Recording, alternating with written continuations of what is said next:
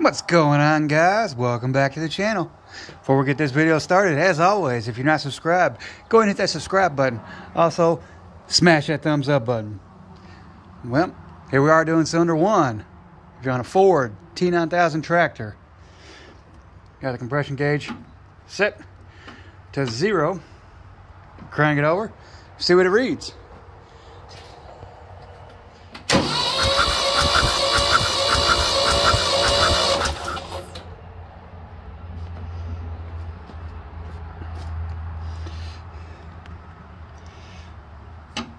This one's at 60, guys.